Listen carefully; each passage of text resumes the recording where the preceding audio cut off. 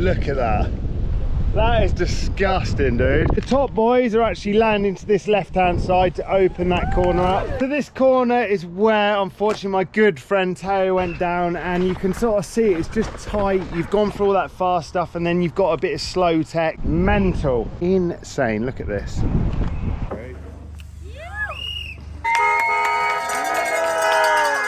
So unfortunately, this is where Josh Lowe had a big one yesterday.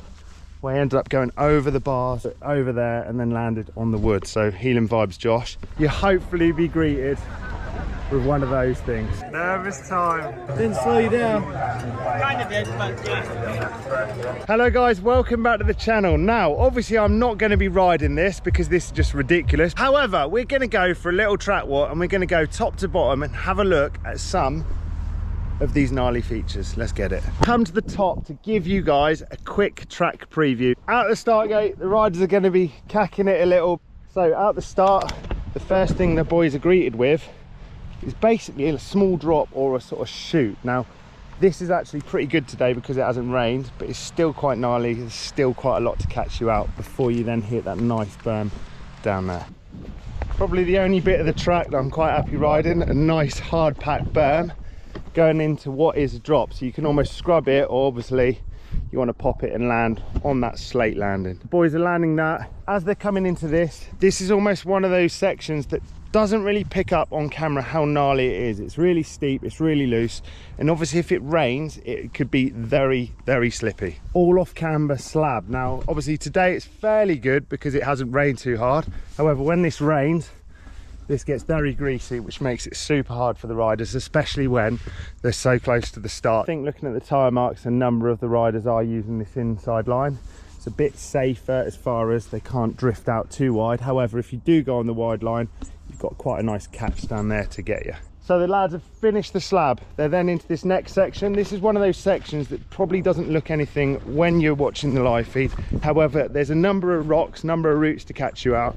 And then when you do end up coming here, you've got a choice of lines as well before the rock drop. Lower line, higher line.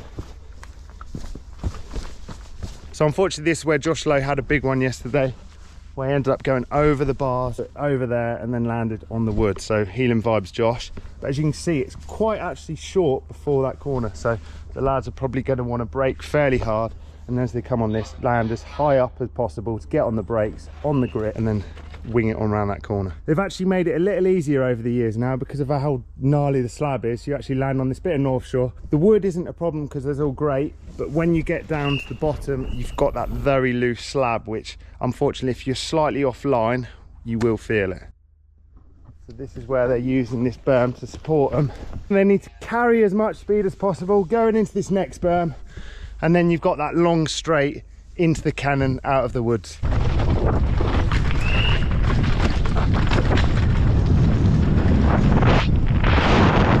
So when you look at the speed coming on down here, it's just a flat out straight. The cannon out the woods is obviously massive, but the advantage you've got plenty of time to build up that speed. It doesn't come at you too quickly. Boom, straight into it. I'm quite happy with my 20-foot step down, never mind this stuff. Look at it.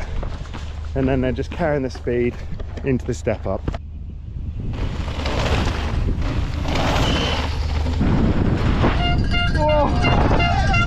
So we've actually come here after racing now, but we're going to continue with this track walk. So this is obviously the step up, big old beast, and the advantage we've got with after racing, it means that we can actually stand and look at the features now. So there we go, on the landing of the step up. Don't know the size, but pretty big. What makes it gnarly, as soon as they land this, they're then on the brakes, ready for the next blind drop.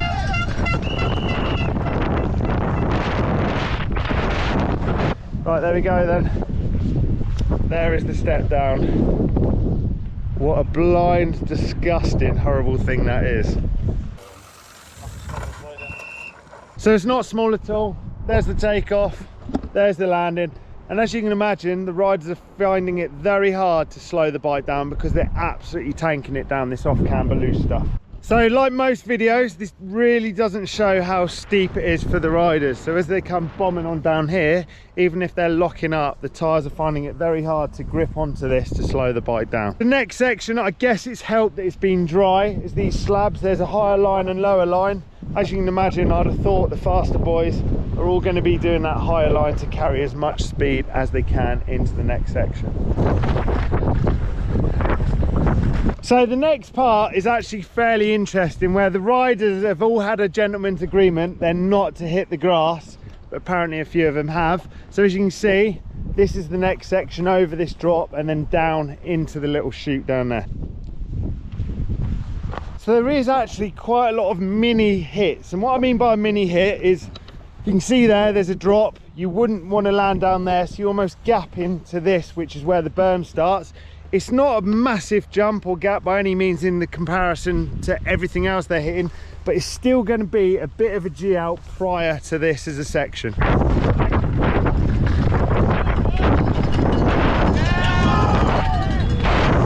So this is the mini setup jump. As you can see, mini, it's not exactly that mini, can come up short and it won't be the end of the world going in to what is the big on off. This is where the riders are going to carry serious amounts of speed, carrying speed out of that step down, round the berm, and then they're greeted with the on off.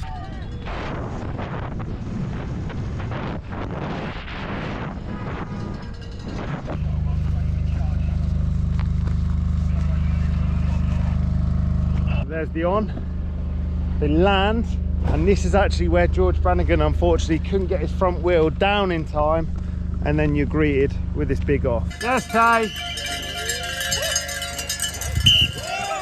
So the guys have cleared that, and this to me is where the riders really need to get all those pedals to the metal, because this is one of the biggest features on this new course, and that is the big 90-foot double.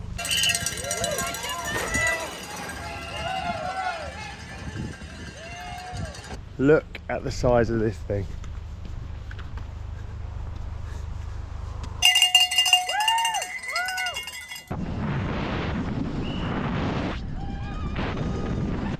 Yeah, pretty big. So as you can see, there is a bit of a case pad on here, but you certainly don't want to land here because it will be a big impact, a big bang. So the sweet spot is almost 8 to 10 foot past this. This in an ideal world is where you want to land before cranking or tucking for the next big one. So you're pedaling off there like a maniac, and then you're greeted with this thing. This is very big, probably similar in gap size, but it's a lot more stepped down, so it's harder to read as a jump. And you probably can't see, but look at that windsock. You certainly won't want to hit this with any crosswind whatsoever.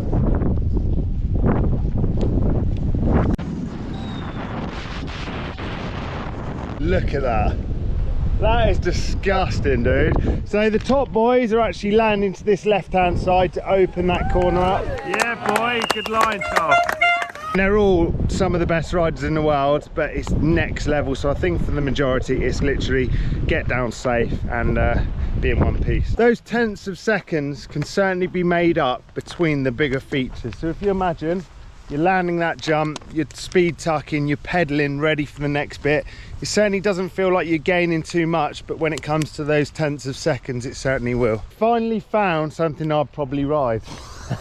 Little gap over this, and then into what I can describe as nice bike parky turns.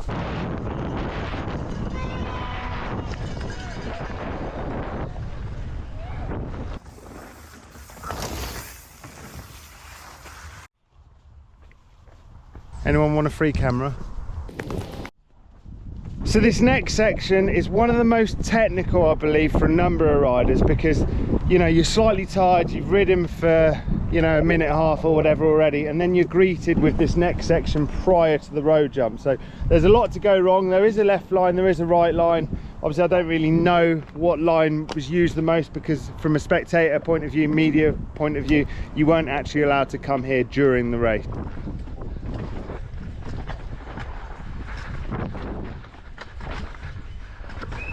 So you can see there's all these tiny annoying rocks which have certainly taken some damage with mechs and pedals this weekend, and this is one of those annoying things that if you went down on something like this you'd be pretty annoyed.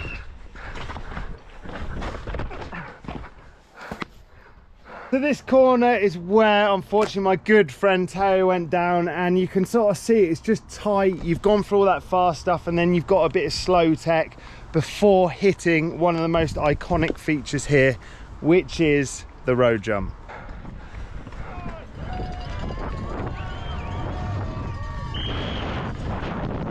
So I'm never going to hit this in a million years, but from what I know, a number of riders say that when they're coming into this, they're literally off the brakes, they're not pedaling, they're just pumping the pump bump, and then they're just popping slightly off the end. Mental.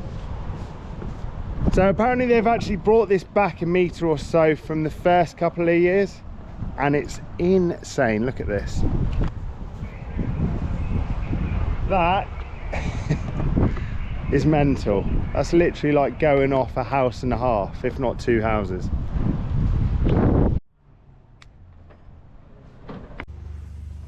Okay.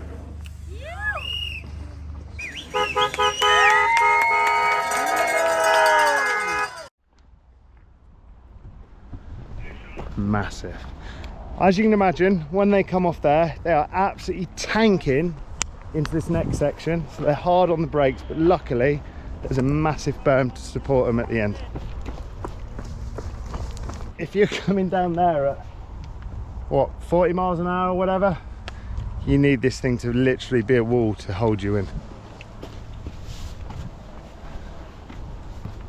Then we've actually got some fairly little sniper bits. So this is almost like a small mini on off, where you're landing on top of this and then you've got like a mini drop over that. There's a few different lines here and there. There is a high line there. So you've ridden all that gnarly techie stuff and then you're greeted with just little nibbly bits. You know, there's plenty to go wrong here still, where you could clip your bar on this, you could catch your tyre as you can sort of see, your pedal. And then this is another little gnarly bit. Obviously this whole course is pretty mental. This got quite a lot of flat drops. Let's go check them out.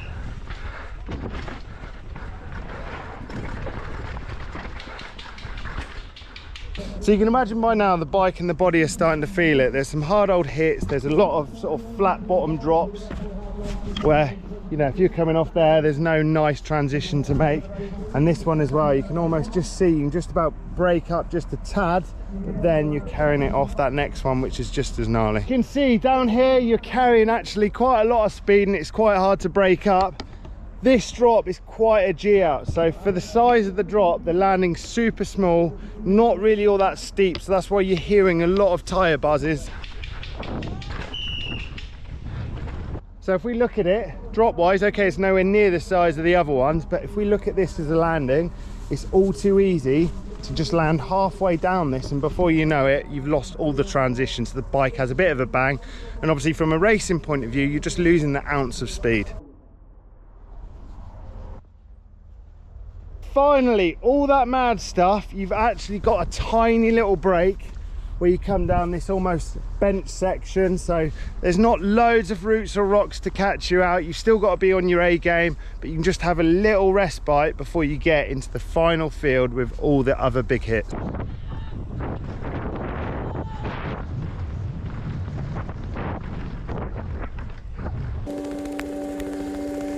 In a way, the guys are pretty lucky it didn't rain, because there is actually quite a lot of roots here. Okay, yes, we're towards the bottom of the track. The severity isn't that mad, but it'd be so annoying if you ended up having a little crash there because of one of those wet roots.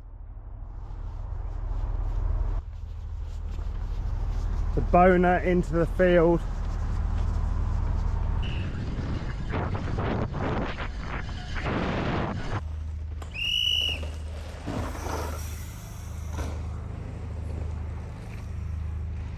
This is almost the final sprint for the riders into the finish. They're coming straight out of the booter into what is a super fast motorway with big floaty jumps. So quite a big long and low now, but this is super key to push the bike into that landing to carry as much speed as they can into that final jump, which is a bit of a pull.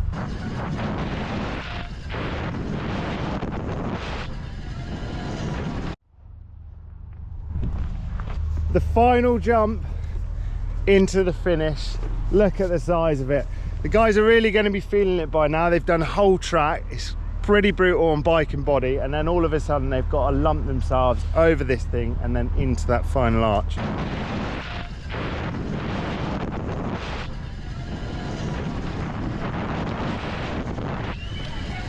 So once again, we've got a fairly big case pad to start off with before we actually start the transition. So in an ideal world, the guys want to come fairly low down here to carry that speed and all the way into the finish archway.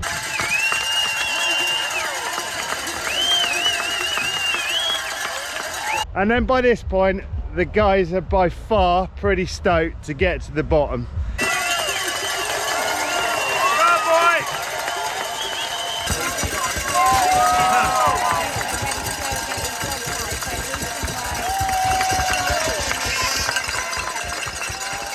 And if you've made it that far into the finish, you'll hopefully be greeted with one of those things.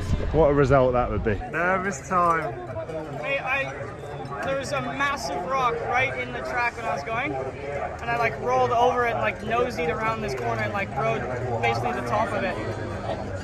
That was annoying, but otherwise it was a really good round. Didn't slow you down. Kinda did, but yeah. That was the RedBull Hardline track walk. Hopefully you enjoyed it. If you have, be great if you give it a thumbs up. Be sick if you subscribe. Until next one, see you. Oi, oi.